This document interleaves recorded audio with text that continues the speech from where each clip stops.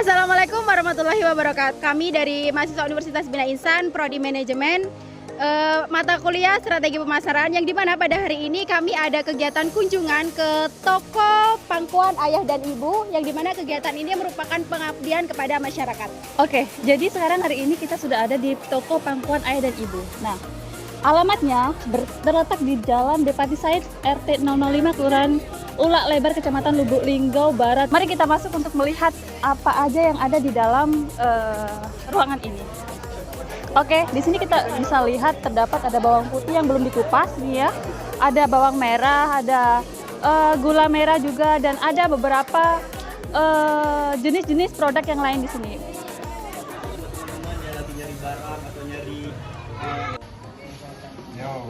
Jadi Ibu dengan siapa Bu namanya? Ibu Dea. Ibu Dea. Oh, Ibu Dea. Nampak sudah lihai sekali. Sudah lama ya Bu bekerja di sini? Sudah 3 tahun. Oh, 3 tahun. Dulu waktu awal-awal kerja di sini tuh susah nggak Bu? Ya susah, tergantung bawangnya. Kalau bawangnya baru masuk, kulitnya agak lengket. Oh ya. Susah bersihnya. Kalau udah lama di gudang, sudah 1 minggu atau lebih lah ya, agak kering kulitnya jadi Cepat juga. Nah, ini untuk Ibu berangkatnya jam berapa Ibu? Berangkatnya Pulangnya? jam 4. Jam 4. Oh, sudah tutup berarti jam 5. Ya. Kalau untuk kayak gini sendiri Bu memang harus di ini dia dikupas-kupas kayak gitu. Oh, memang harus dikupas sih. Dibersihin semuanya ya. Ini cuma bawang putih aja Bu. Oke. Bawang merahnya? Kalau bawang merahnya kalau ada yang kotor atau busuk kita pilih. Oh, paling milihin. Iya. Nggak dikupas-kupas seperti ini. Ya, yang ada akar-akarnya sama yang busuk kita buang. Kita buangin itunya aja. Ya. Bawang merah, bawang putih dibersih kayak gini. Baiklah, di sini saya sedang bersama Winda Syukur. selaku apa di sini Mbak, kalau boleh tahu jawabannya? Saya di sini sebagai direktur. Direktur Mbak. Saya ingin menanyakan beberapa pertanyaan Mbak. Boleh. Yang pertama, mungkin kita bisa mulai dari harga. Kalau harga di sini harga retail atau kalau misalkan kalau warga-warga lokal ini pengen beli itu harga retail apa harga yang sudah di markup Mbak? Oke, kalau di sini kita harga retail ya, kita nggak jual eceran di sini. Jadi kalau emang warga mau beli, kita saranin kita punya toko di Pasar Impres, mereka ke sana. Jadi di sini kita minimal pembelian dalam 1 karung. Kita nggak ecer, nggak bisa beli 1 kilo, 1 on itu kita nggak bisa di gudang. Minimal 1 karung yang emang orang untuk jual lagi. Kalau masalah distribusinya banyak apa Mbak tempatnya yang sudah distribusi? Distribusi kami banyak. Kami di selain Lubuk Linggau, kami juga di kota-kota yang dekat dengan Lubuk Linggau seperti Merasin, Megang Sakti, Rupit, Tebing, Curup, Kebayang, dan bahkan ada beberapa customer kami juga dari Bengkulu. Oh ya. Sama satu lagi mungkin Mbak ya, kalau masalah upahnya berapa Mbak kalau pegawai di sini? Upah pegawai di sini kita sesuai UMR sih. Kalau emang untuk kuli yang ngangkut barang itu kita, karena mereka buruh, kita buruh harian. Mereka sesuai dengan perhitungannya, tergantung kalau ada bongkaran barangnya seberapa banyak, yang dibuat seberapa banyak, gajinya juga mengikuti. Tapi minimal mereka kalau yang buruh hariannya nggak pernah di bawah 100.000. Nggak ada korban jiwa, waktu itu nggak ada yang sakit. Jadi emang apa ya, bahkan dalam di kondisi yang tidak memungkinkan pun tetap memakai prosedur yang ada. Jadi tetap ikutin.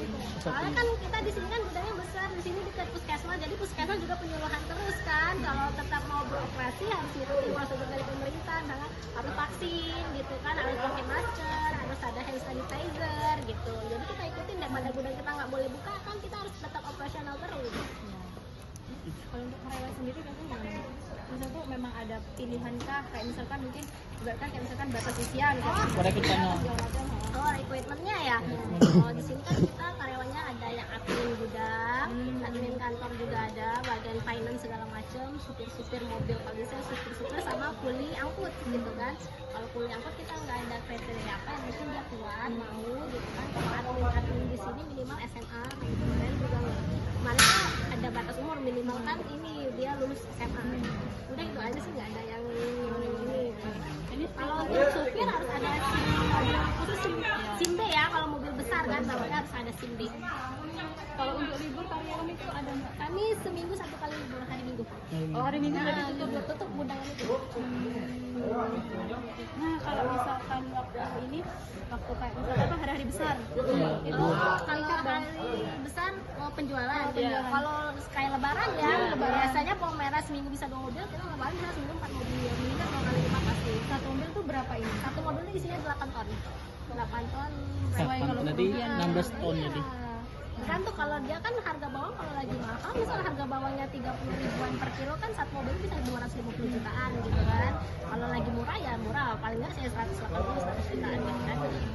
Tapi gitu kita langsung dari petani, kalau nggak musim bawang Jawa kami ngambil bawangnya di Padang. Di Padang juga ada bawang merah, mereka produksi bawang merah. Tapi nggak banyak, kalau di Padang di sana sekali ambil cuma bisa 3 ton, 4 ton gitu.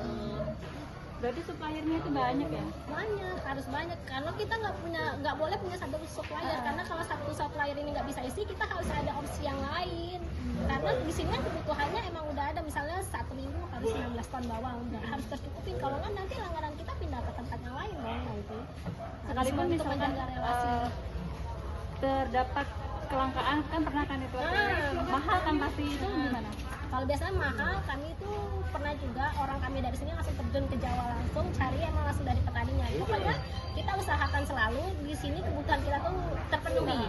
Apapun kendalanya nggak boleh nggak terpenuhi. Kita ini pokoknya zero alasan pokoknya. Mungkin mau lagi langka kek, mau lagi susah, pokoknya kalau bawang Tetap gas ada lah harus emang. gas ada. Kalau perlu kita langsung ke Jawa langsung boleh gitu kan. Berarti emang ini ya untuk ke konsumen untuk ke kayak konsumen itu kan berarti emang apa sih kayak kita tuh memang benar-benar ngasih yang terbaik gitu. Kita jaga kepercayaan konsumen, jangan sampai konsumen itu misalnya kita lagi dapet barang, dia beli ke produsen lain, jadi dia tahu produsen lain nanti seneng di sana, kita nggak meminimalisir itu gitu. Sebisa mungkin kita tuh selalu ada barangnya. Kita kan juga ada kebutuhan, kita kan ada catatan setiap minggu butuh bawang putih berapa ton, setiap minggu butuh bawang merah berapa ton. Lebaran tahun kemarin kita bawang merahnya berapa banyak ya, kecepatannya berapa banyak, kita kan tidak ada pedoman. Jadi kita tahun depannya ya tinggal ini sediakan yang segitu gitu. Walau kadang kan ada yang kurang, ada yang lebih dikit gitu. Pasti ritme itu sama biasanya. Berarti emang ini lah ya kayak misalkan dari untuk jangka panjang yang sudah dipikirkan dari sekarang. Ini Mbak, kalau misalkan yang namanya jualan itu kan pasti ibaratkan kita menghadapi orang banyak nih kan, pasti banyak yang namanya tuh komplain kayak misalkan kok ini misalkan gitu. Nah itu cara menanggapi konsumen itu sendiri gimana sih? Ya kita lihat dulu ya kok komplainannya tuh masuk akal enggak, karena apa enggak. Kita juga cek misalnya kita komplain kok bawang merah 1 karung yang busuknya 5 kilo gitu. Yang kita lihat ya komplain dia sendiri atau banyak. Kita juga lihat produk kita gimana gitu kan. Walaupun emang lagi musim hujan emang biasa bawang kan agak jelek kan.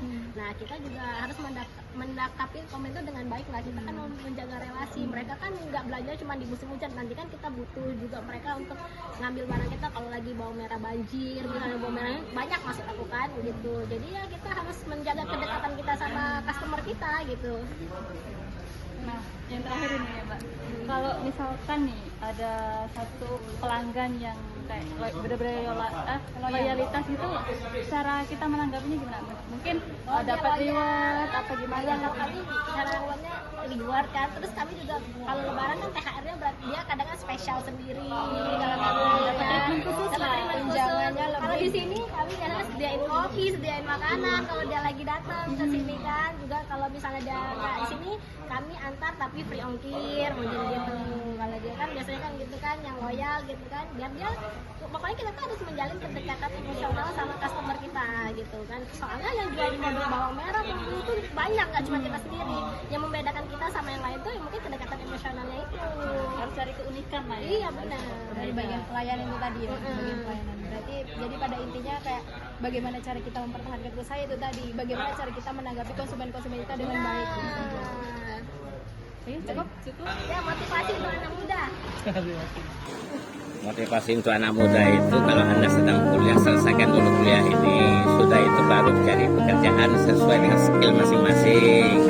Kalau bisa diri sendiri usaha, kalau ada modal bantuan daripada pihak lain, lebih bagus. Kalau ada usaha yang memungkinkan. Tapi asal ada usaha, waktu sudah habis, tenaga sudah habis, nah, kita kan agak susah kalau tidak ada kelebihan. Itu. Ya. Itu dia tadi motivasi dari Pak Syukur untuk generasi Gen Z kita ini.